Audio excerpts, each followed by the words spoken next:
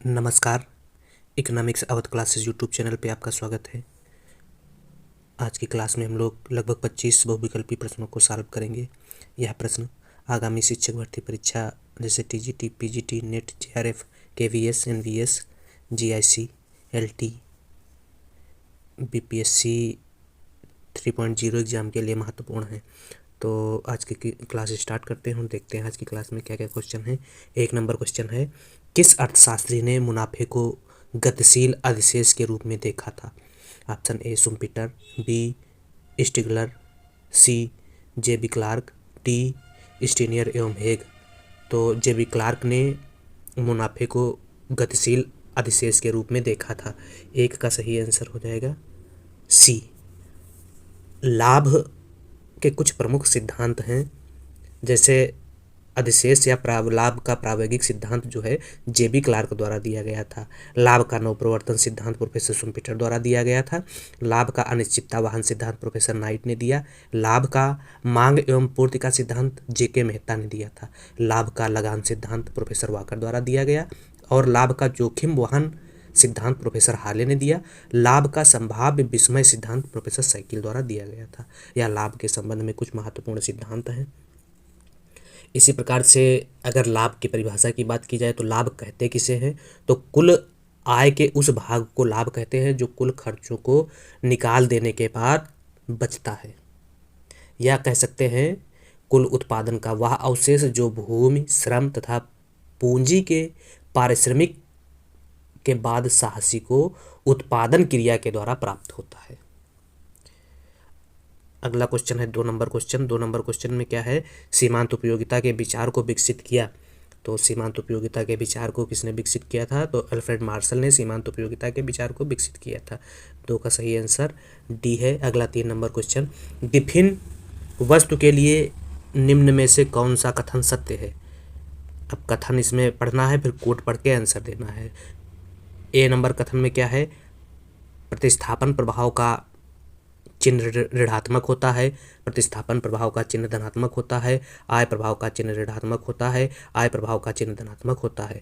तो गिफिन वस्तु के संदर्भ में क्या होता है? कीमत प्रभाव और आय प्रभाव धनात्मक होता है तथा प्रतिस्थापन प्रभाव ऋणात्मक होता है। गिफिन वस्तु के संबंध में कीमत प्रभाव, आय प्रभाव धनात्मक होता है और प्रतिस्थापन प्रभाव ऋणात्मक होता है। तो कीमत प्रभाव और प्रतिस्थापन प्रभाव ऋणात्मक हो जाएगा, ए ऑप्शन सही है। और आय प्रभाव धनात्मक होता है, आय प्रभाव धनात्मक होता है, आय प्रभाव धनात्मक होता है। 4 सही है। 1 और 4 सी ऑप्शन में दिया गया है, सी सही हो जाएगा। अगर कीमत प्रभाव, आय प्रभाव तथा प्रतिस्थापन प्रभाव में आपसी संबंध की बात की जाए तो कीमत प्रभाव बराबर होता है प्राइस इफेक्ट बराबर होता है आय प्रभाव इनकम इफेक्ट प्लस प्रतिस्थापन प्रभाव। कीमत प्रभाव बराबर आय प्रभाव प्लस प्रतिस्थापन प्रभाव, जिसमें से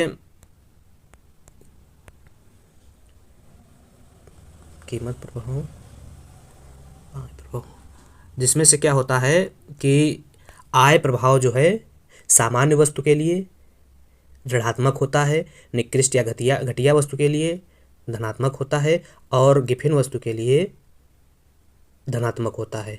इसी प्रकार से कीमत प्रभाव सामान्य वस्तु के लिए ऋणात्मक, निकृष्ट वस्तु के लिए ऋणात्मक और घटिया वस्तु के लिए कीमत प्रभाव धनात्मक होता है। प्रतिस्थापन प्रभाव सामान्य, निकृष्ट और गिफिन वस्तु सबके लिए ऋणात्मक होता है।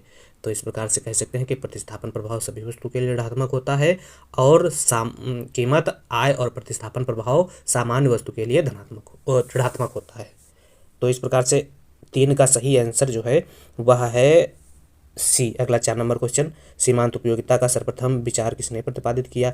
तो सीमांत उपयोगिता का विचार सर्वप्रथम जेवेंस द्वारा प्रतिपादित किया गया था। 4 ये सही है। अगला 5 नंबर क्वेश्चन है, यदि मुद्रा की मांग पूर्णतः ब्याज लोच निरपेक्ष है तो तरलता वक्र होगा। यदि मुद्रा की मांग जो है यदि मुद्रा की मांग पूर्णतः ब्याज लोच निरपेक्ष है तो तरलता वक्र जो है वह एक खड़ी रेखा के रूप में होगा। खड़ी रेखा, बी ऑप्शन सही है। अगला है क्वेश्चन 5 नंबर क्वेश्चन है, न्यूनतम त्याग का सिद्धांत किसने प्रतिपादित किया? तो न्यूनतम त्याग का सिद्धांत एजवर्थ द्वारा प्रतिपादित किया गया था। एजवर्थ, सी ऑप्शन सही है। 6 का सही आंसर सी है। अगला 7 नंबर क्वेश्चन, पिकाक वाइजमैन परिकल्पना किससे संबंधित है? बढ़ता लोग व्यय, स्थिर लोग व्यय, घटता लोग व्यय, उपरोक्त सभी। तो पिकाक वाइजमैन परिकल्पना जो है बढ़ता लोग व्यय से संबंधित है। पिकाक वाइजमैन परिकल्पना क्या बताती है कि सार्वजनिक व्यय की प्रवृत्ति के संबंध में जो है पिकाक एवं वाइजमैन ने जिस परिकल्पना को स्वीकार किया उसे पिकाक वाइजमैन परिकल्पना के नाम से जाना जाता है। इन्होंने वैगनर के सिद्धांत का जो है निष्कर्ष रूप बताया। वैगनर ने अपने सिद्धांत में प्रतिपादित किया था कि सार्वजनिक व्यय में विस्तार की दर अर्थव्यवस्था की समृद्धि दर से अधिक होती है। जैसे जैसे क्या होता है, आर्थिक विकास होता जाएगा, साथ ही क्रियाओं में और तेजी से विस्तार होता जाएगा। वैगनर के सिद्धांत को राज्य के व्यय के विस्तार का नियम कहते हैं। था वैगनर राष्ट्रीय उत्पाद के संबंध में सार्वजनिक व्यय की दीर्घकालीन वृद्धि से संबंध रखते थे, जबकि पिकाक जो है, पिकाक और वाइजमैन सार्वजनिक व्यय की वृद्धि के स्वरूप तथा ढांचे के परिवर्तन के विश्लेषण से संबंध रखते थे। वाइजमैन पिकाक परिकल्पना का मुख्य निष्कर्ष जो है वह युद्ध के दौरान सार्वजनिक में वृद्धि के होने से है। युद्ध के बाद उसमें कमी तो होती है, पर वह जो कमी होती है वह लौटकर मूल स्थान में नहीं आ पाती है। यह प्रवृत्ति क्रमिक या सीढ़ीनुमा होती है, जिसे रैचोट प्रभाव कहा जाता है। तो यह पिकाक एवं वाइजमैन परिकल्पना जो है बढ़ते लोग व्यय के संबंध में अपने सिद्धांत का प्रतिपादन करते हैं। इसका सही आंसर है 7 का ए। अगला 8 नंबर क्वेश्चन, वाइजमैन और पिकाक परिकल्पना का निम्न में से कौन सा भाग नहीं है? विस्थापन, निरीक्षण, कराधान, संकेंद्रण। तो वाइजमैन और पिकाक परिकल्पना का जो भाग नहीं है वह है कराधान, सी ऑप्शन सही है। अगला सूची फर्स्ट को सूची सेकंड से मिलाना है। जे एम बुकानन, तो जे एम बुकानन जो है लोक वित्त के नियम से संबंध रखते हैं। लोक वित्त के नियम से संबंध रखते हैं। लोक वित्त, जे एम बुकानन लोक विकल्प सिद्धांत से संबंध रखते हैं। 1 का मिल जाएगा 3 से। अगला फिंडले सिराज, तो फिंडले सिराज लोक व्यय के नियम के सिद्धांत का प्रतिपादन करते हैं। फिंडले सिराज जो है लाभ, मितव्ययता, स्वीकृति और आधिक्य 4 लाभ के नियम के सिद्धांत का प्रतिपादन करते हैं। लाभ ने लोक व्यय 4 जो है लोक व्यय के सिद्धांत का प्रतिपादन करते हैं फिंडले सिराज। तो बी का मिल जाएगा 1 से। आर एन भार्गव संघीय वित्त की बात करते हैं और एपी लर्नर कार्यात्मक वित्त की बात करते हैं। तो इस प्रकार से 1 का मिल जाएगा, ए मिलेगा 3 से, बी मिलेगा 1 से, सी मिलेगा 4 से और डी का मिलान हो जाएगा 2 से। तो इस प्रकार से डी ऑप्शन सही है 9 का। अगला 10 नंबर क्वेश्चन क्या है? 10 नंबर क्वेश्चन, कार्यशील वित्त लोक वित्त की किस शाखा से संबंधित है? वितरण, आवंटन, स्थिरीकरण, उपरोक्त सभी। तो कार्यशील वित्त लोक वित्त की आवंटन शाखा से संबंध रखती है। कार्यशील वित्त का सिद्धांत जो है एपी लर्नर द्वारा दिया गया था। तो इसका 9-10 का सही आंसर क्या है? बी। अगला 11 नंबर क्वेश्चन क्या है? कार्यशील वित्त का दृष्टिकोण प्रस्तुत किया Keynes, professor Lerner, professor Baljeet, R N Bhargav. तो कार्यशील वित्त का दृष्टिकोण जो है वह प्रोफेसर बलजीत द्वारा दिया गया था। बलजीत, सी ऑप्शन में दिया गया है, सी सही है। कार्यशील वित्त या कार्यात्मक वित्त जो है, कार्यशील वित्त सिद्धांत बताता है कि अर्थव्यवस्था में सरकार हस्तक्षेपों के माध्यम से आर्थिक असुरक्षा को समाप्त किया जा सकता है। प्रोफेसर बलजीत द्वारा कार्यशील वित्त सिद्धांत दिया गया था। अगला है 12 नंबर क्वेश्चन, संघीय वित्त का दृष्टिकोण प्रस्तुत किया था। तो आर एन भार्गव ने संघीय वित्त का दृष्टिकोण प्रस्तुत किया था। 12 का बी सही है। 13 नंबर क्वेश्चन, राजकोषीय नीति का उद्देश्य है कीमत में स्थिरता, आर्थिक वृद्धि, रोजगार की उत्पत्ति, उपरोक्त सभी। तो राजकोषीय नीति का संबंध जो है, राजकोषीय नीति का उद्देश्य कीमतों में स्थिरता, आर्थिक समृद्धि, रोजगार की उत्पत्ति, उपरोक्त सभी है। अगर राजकोषीय नीति के प्रमुख उद्देश्यों की बात की जाए तो इसमें संसाधनों को गतिशील कर विकास को बढ़ावा देना, संसाधनों के कुशल आवंटन को सुनिश्चित करना, मूल्य स्थिरता और मुद्रास्फीति पर नियंत्रण करना, रोजगार सृजन को बढ़ावा देना, संतुलित क्षेत्रीय विकास को सुनिश्चित करना तथा पूंजी निर्माण को बढ़ावा देना राजकोषीय नीति के प्रमुख उद्देश्य रहे हैं, या कह सकते हैं उद्देश्य हैं। तथा राजकोषीय नीति को अपनाए जाने के लिए जो उपकरण का प्रयोग किया जाता है उन उपकरणों में करारोपण, सार्वजनिक व्यय, सार्वजनिक ऋण और नई मुद्रा का निर्गमन को शामिल किया जाता है। अगला क्वेश्चन है 15 number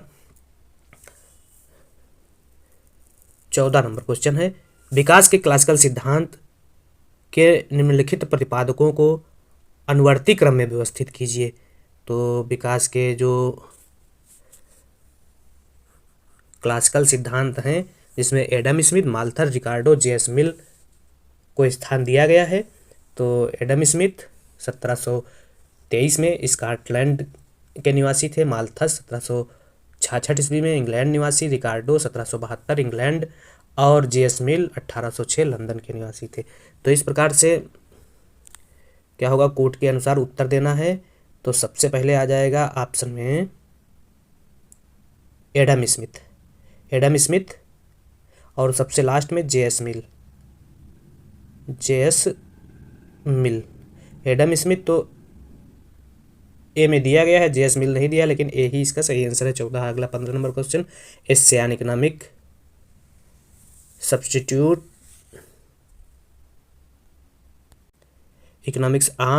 ASEAN economics stability and growth पुस्तक के लेखक हैं। तो इससे आप इकोनॉमिक्स स्टेबिलिटी एंड ग्रोथ पुस्तक के लेखक जो हैं वह केल्डार हैं। केल्डार ए ऑप्शन में दिया गया है, तो 15 का सही आंसर ए हो जाएगा। इसके अलावा द रेट ऑफ इंटरेस्ट,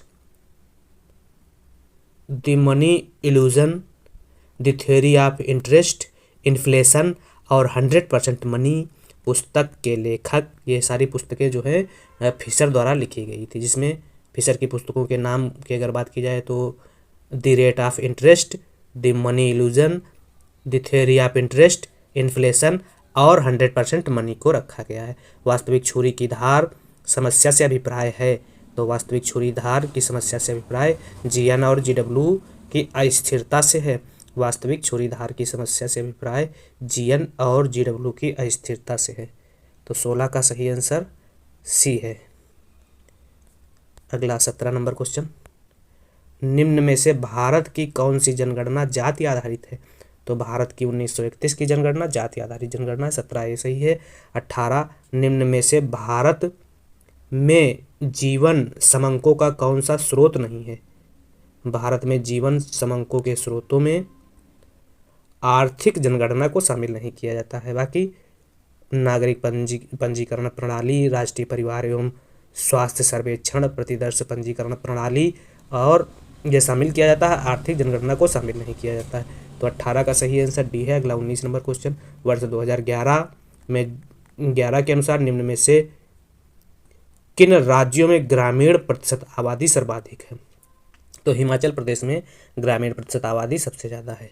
अगला 20 नंबर क्वेश्चन, राष्ट्रीय जनसंख्या नीति 2000 के अनुसार भारत की जनसंख्या को वर्ष तक स्थिर करने का लक्ष्य निर्धारित किया गया है। तो 2045 तक जनसंख्या को स्थिर करने का लक्ष्य रखा गया है। अगला क्वेश्चन है, जनसंख्या,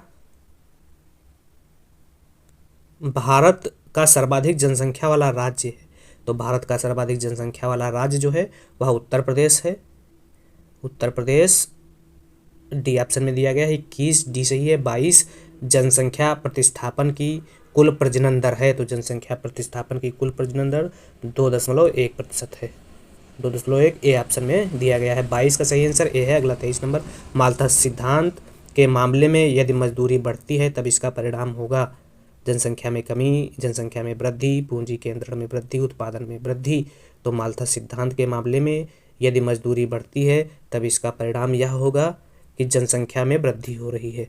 माल्थस के सिद्धांत मामले में यदि मजदूरी बढ़ती है तो इसका परिणाम यह है कि जनसंख्या में वृद्धि हो रही है। जनसंख्या का बढ़ना आर्थिक विकास में अवरोधक है? माल्थस के अनुसार, नर्स के अनुसार, मेयर्स के अनुसार, सिंगर के अनुसार। तो प्रोफेसर सिंगर के अनुसार जनसंख्या का बढ़ना आर्थिक विकास में बाधक है। तो 24 का सही आंसर डी है। इस प्रकार से आज की क्लास में हम लोगों ने 24 बहुविकल्पी प्रश्नों को सॉल्व किया। प्रश्न आगामी शिक्षक भर्ती परीक्षा के लिए महत्वपूर्ण है और रिवीजन की दृष्टि से भी महत्वपूर्ण है।